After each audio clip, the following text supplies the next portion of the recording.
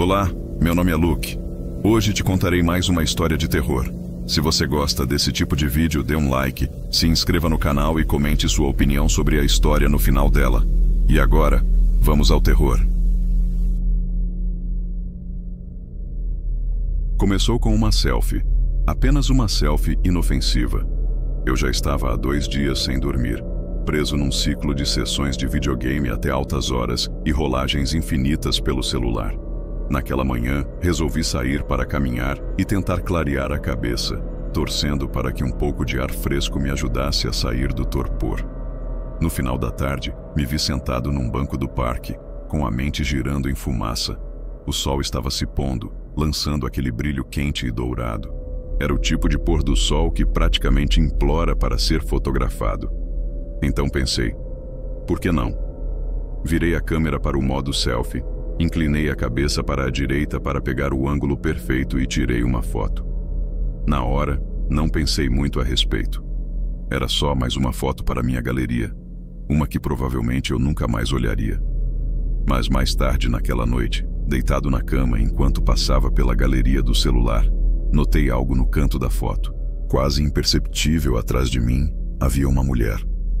No começo, achei que fosse só alguém passando, uma pessoa qualquer que sem querer acabou aparecendo no enquadramento. Mas quanto mais eu olhava, mais estranho ficava. Não parecia que ela estava apenas de passagem no fundo da foto. Ela estava olhando diretamente para a câmera. O rosto dela era pálido, quase anormal, com um brilho ceroso que dava a impressão de algo perturbador, quase como um cadáver. Os olhos. Havia algo muito errado neles. Eram arregalados, imóveis, como se ela tivesse sido pega no meio de uma horrível constatação.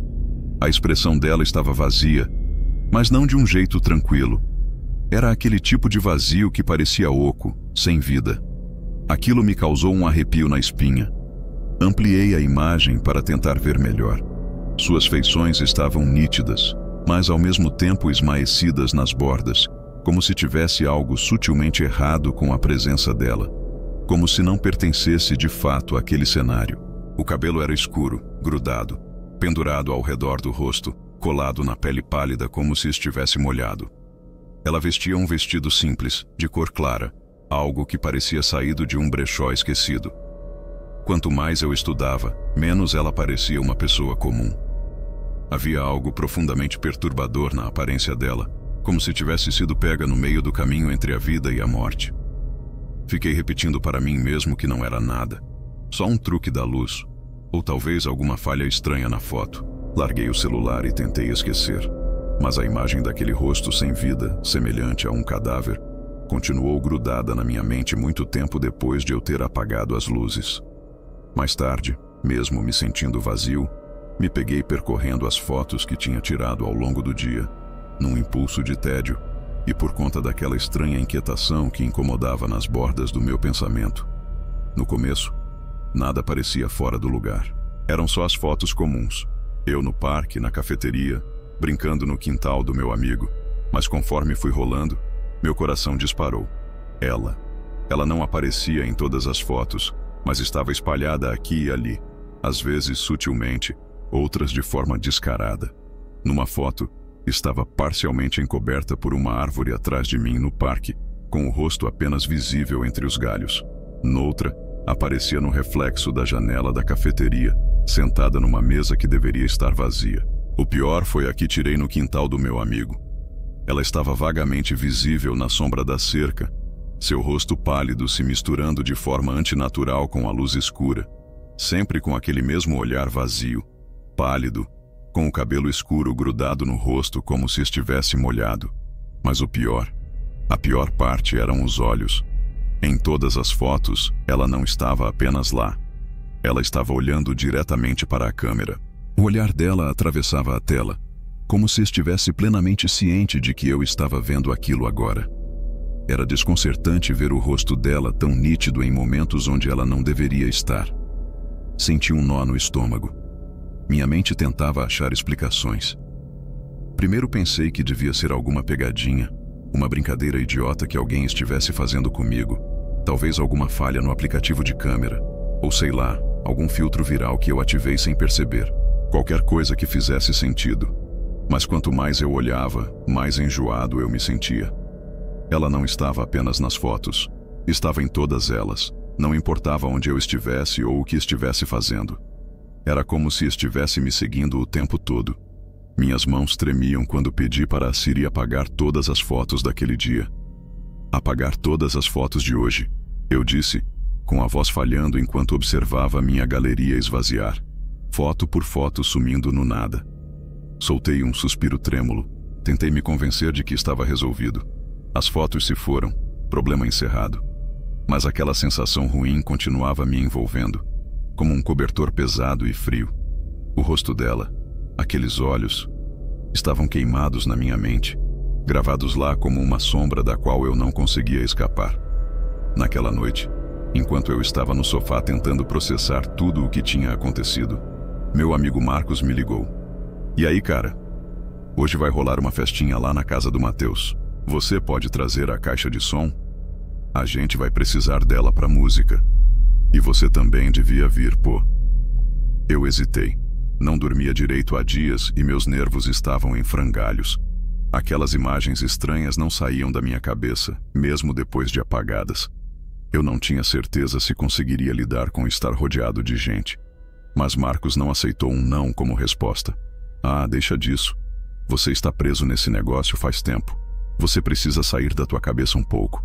Vamos lá, vai ser bom. Com relutância, concordei. Talvez ele tivesse razão. Talvez uma noite normal fosse mesmo o que eu precisava para me distrair.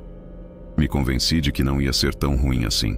Sentei na beira da cama depois de desligar, tentando reunir energia para me arrumar. As mãos estavam pesadas, os pensamentos lentos. Mas me forcei a vestir uma camisa limpa e sair. Lá fora, o ar estava fresco e cortante, um contraste nítido com a tempestade de pensamentos que rodava dentro da minha cabeça. Quando cheguei na casa do Matheus, a festa já estava a todo vapor. A música era ensurdecedora e o cheiro de cerveja e suor me atingiu assim que passei pela porta. As pessoas estavam espremidas em cada canto, rindo e gritando por cima do grave da playlist. Marcos me viu quase de imediato e veio atravessando a multidão para me cumprimentar, com um sorriso escancarado no rosto. Que bom que você veio, cara. Você tá com uma cara que precisava mesmo disso, disse, me empurrando um copo na mão. Tomei um gole e tentei relaxar, deixando o barulho e a energia da multidão me lavar. Mas não adiantava. Aquela sensação de estar sendo observado voltou mais forte do que nunca. Meus olhos varriam o ambiente procurando rostos, mas não havia nada de estranho. Só um monte de desconhecidos meio bêbados se divertindo. Voltei para perto do Marcos, decidido a contar para ele sobre as fotos. Cara, aconteceu uma parada estranha hoje. Comecei. Ele levantou uma sobrancelha, mas não me interrompeu. Contei tudo.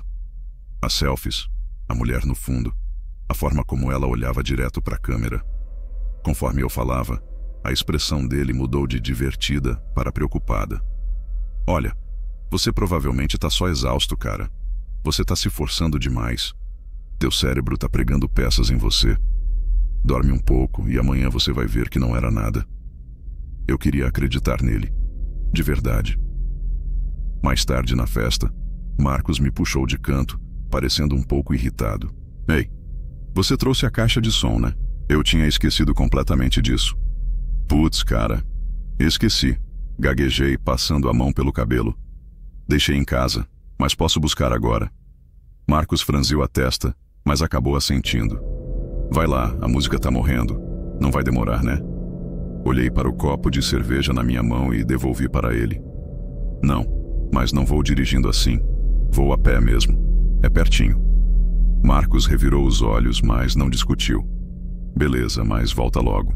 O clima aqui já tá começando a esfriar. A noite estava fria enquanto eu seguia em direção de casa. As ruas estavam tranquilas, um contraste gritante com a bagunça que eu tinha acabado de deixar. O cansaço pesava, mas a caminhada ajudava a clarear um pouco a cabeça. No momento em que cheguei em casa, uma sensação de pavor começou a rastejar por mim. A caixa de som estava no porão, um lugar que eu odiava entrar, mesmo durante o dia. O cheiro leve de mofo me atingiu assim que abri a porta do porão. O ar frio, úmido e o silêncio opressor fizeram os pelos da minha nuca se arrepiarem. A única lâmpada que costumava iluminar o ambiente tinha queimado semanas atrás, e por pura preguiça, eu ainda não havia trocado. Me convenci de que seria coisa rápida, apenas 1 minuto lá embaixo. Peguei uma luminária pequena de mesa para ter um pouco de luz e fui descendo as escadas rangentes, respirando fundo. Coloquei a lâmpada sobre uma caixa e comecei a vasculhar o espaço com os olhos, que disparavam nervosamente de um canto a outro à procura da caixa de som. Finalmente a vi, no canto mais distante, meio escondida debaixo de uma pilha de roupas velhas. Caminhei até lá e percebi o ar ficando cada vez mais pesado a cada passo. A sensação sufocante de mal-estar pressionava meu peito com mais força conforme eu me aproximava do aparelho. Um arrepio percorreu minha espinha, me congelando no lugar. Não era apenas o frio do porão. Era como se alguém estivesse ali. Prendi a respiração e examinei o ambiente novamente. Meus olhos pulando ansiosos entre as sombras instáveis. A luz da luminária parecia mais fraca agora, como se ela própria estivesse com medo daquele lugar. Engoli seco e me forcei a me abaixar e pegar a caixa de som. É só pegar e sair, murmurei para mim mesmo, minha voz soando fraca, trêmula contra o silêncio opressor daquele cômodo. Segurei firme a caixa de som e me virei para sair. E então eu a vi. Ela estava parada no pé da escada. O cabelo escuro e fibroso colado ao rosto, nas pontas ainda pingando como se tivesse acabado de sair da água. Os olhos fixos nos meus, sem piscar, imóveis. Por um momento achei que estivesse sonhando. Aquilo não podia ser real. Ela não podia ser real. Minha respiração ficou presa na garganta quando dei um passo para trás. Ela continuou perfeitamente imóvel, o corpo anormalmente rígido, como se nem fosse totalmente humana. Meu coração batia tão forte que parecia prestes a explodir dentro do peito. Minhas pernas estavam pesadas, congeladas no lugar. Eu não conseguia me mexer, não conseguia falar. Só conseguia assistir enquanto ela começava a se mover lentamente, seus passos assustadoramente suaves e calculados, seus olhos nunca desviando dos meus. No início notei algo estranho. Ela parecia mais baixa que eu. Sua cabeça batia mais ou menos na altura do meu peito. Mas conforme foi se aproximando, a altura dela mudava sutilmente e de forma desconfortável. No instante em que ficou frente a frente comigo, a apenas alguns centímetros de distância, ela já era mais alta. Seus olhos ocos e sem vida encaravam os meus. Minha respiração veio em suspiros rasos e meu corpo parecia paralisado debaixo daquele olhar.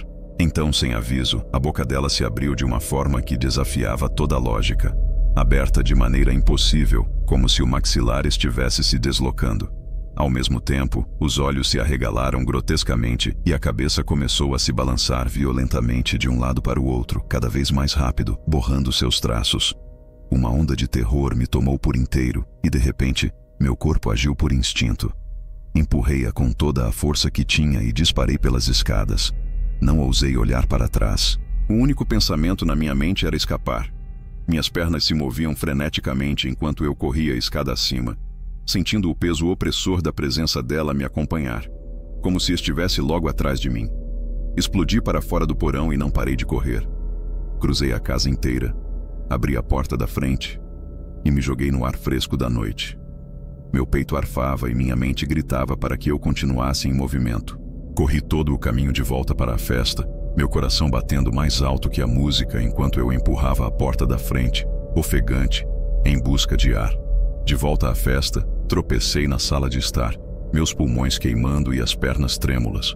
Marcos virou-se para mim, sua expressão mudando de irritação para preocupação assim que viu meu rosto. Que diabos aconteceu? Ele perguntou, segurando meu ombro.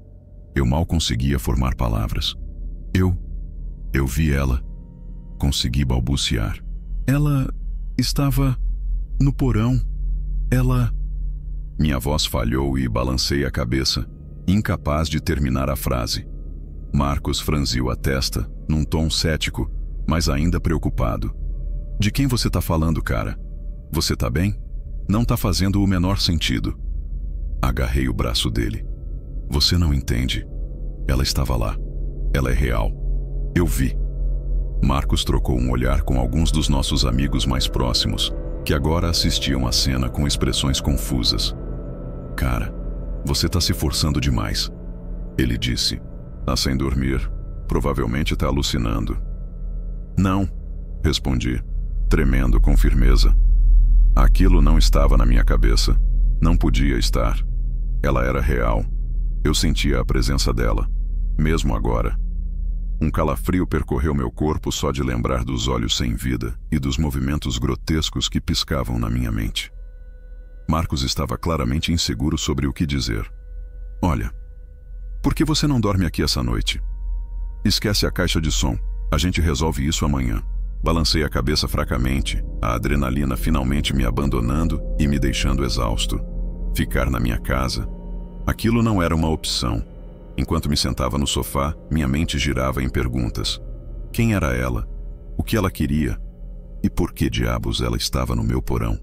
Mesmo cercado de pessoas, eu não conseguia me livrar da sensação de que não estava seguro.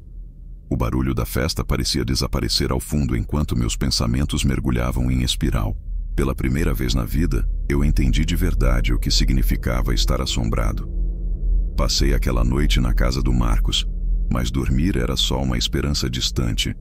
Deitei no sofá, encarando o teto, enquanto os sons abafados da festa continuavam madrugada adentro.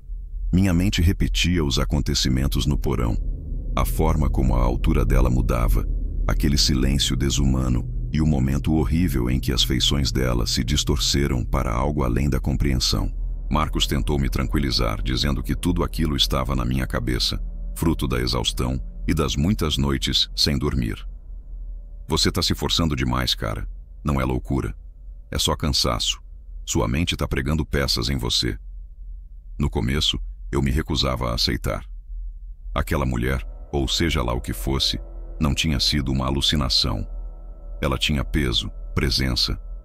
O próprio ar parecia sufocante perto dela. E aqueles olhos, sem vida, mas cheios de maldade. Não era algo que minha cabeça poderia ter inventado. Não importava o quanto eu tentasse, eu não conseguia apagar a lembrança. As primeiras noites na casa do Marcos foram um tormento. Qualquer barulho, o estalo de uma tábua, um sussurro do vento contra a janela, me fazia pular de susto.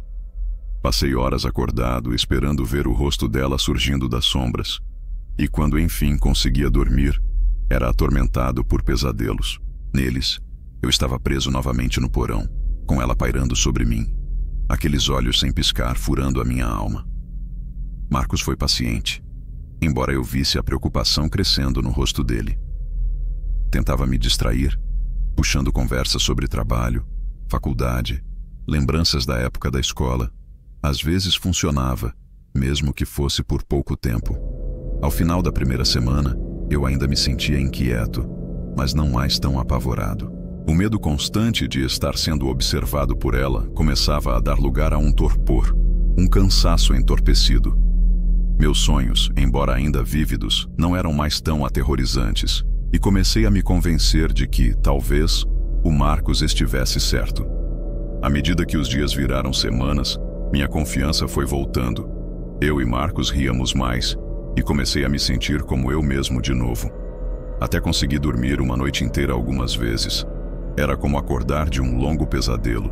A cada dia que passava sem vê-la, ficava mais fácil acreditar que ela nunca fora real. Não podia ter sido.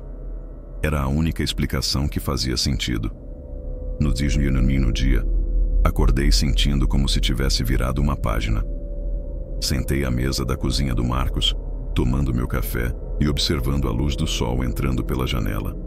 As memórias daquela noite no porão pareciam distantes, como algo que eu tivesse sonhado num estado de delírio. Tinha que ser falta de sono. Falei em voz alta, mais para mim mesmo do que para o Marcos. Ele levantou os olhos do celular, arqueando a sobrancelha. Acha mesmo? Acho sim, respondi, balançando a cabeça com firmeza. Faz sentido, não faz? Eu tinha ficado 2 dias sem dormir. Meu cérebro estava frito. Provavelmente imaginei tudo aquilo. Marcos não discutiu. Apenas me deu um sorriso pequeno, encorajador. Se você acredita nisso, então ótimo. Talvez agora consiga deixar isso para trás. Retribuí o sorriso, me sentindo mais leve do que em semanas. Pela primeira vez, acreditei que conseguiria seguir em frente. O medo que me dominou por tanto tempo tinha ido embora. Era hora de voltar para casa. O caminho de volta parecia surreal. Marcos se ofereceu para ir comigo, mas recusei. Não precisava mais que ele segurasse minha mão. Era o vizinho assassino no dia, desde que eu saí. E eu estava pronto para retomar meu espaço e deixar aquele pesadelo para trás. Me convenci de que tudo aquilo tinha sido coisa da minha cabeça. A parte lógica do meu cérebro dizia que era hora de encarar meus medos e encontrar um encerramento. Ao parar na garagem, fiquei impressionado com o quanto a casa parecia comum. O sol começava a se pôr, lançando um brilho quente sobre o bairro, que parecia até acolhedor. Entrei. O rangido familiar das tábuas do assoalho me saudou. Poeira flutuava na luz do entardecer entrando pelas janelas. Tudo estava exatamente como eu tinha deixado. A pia da cozinha ainda cheia de louça suja e a pilha de correspondências junto à porta permanecia intocada. Era como se o tempo tivesse parado na minha ausência. A casa estava uma bagunça. Passei horas limpando, organizando, empilhando louças na pia, abrindo cartas espalhadas pelo balcão, tirando a poeira acumulada de quase todas as superfícies.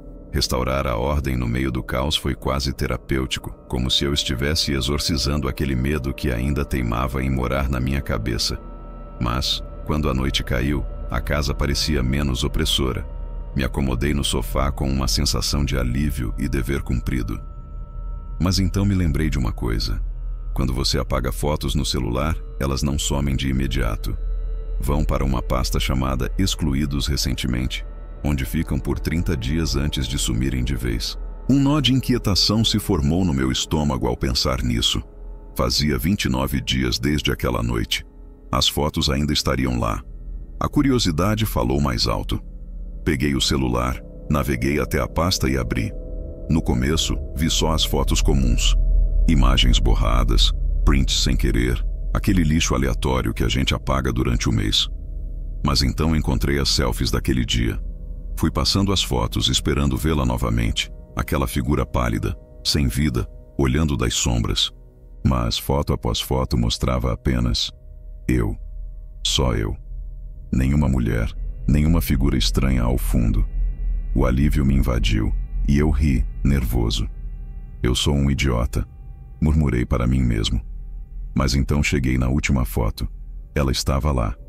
Dessa vez, não estava no fundo ou num canto qualquer. Estava no centro da imagem, encarando diretamente a câmera. Sua pele cerosa, de aparência cadavérica, parecia ainda mais deteriorada do que eu lembrava. O cabelo escuro e fibroso cobria parte do rosto como um véu. Aqueles olhos sem vida perfuravam os meus. E por um instante, tive a sensação de que ela podia me ver através da tela. Minha mão tremeu quando percebi. Ela nunca esteve nas fotos. Ela estava no reflexo. Ela esteve atrás de mim o tempo todo.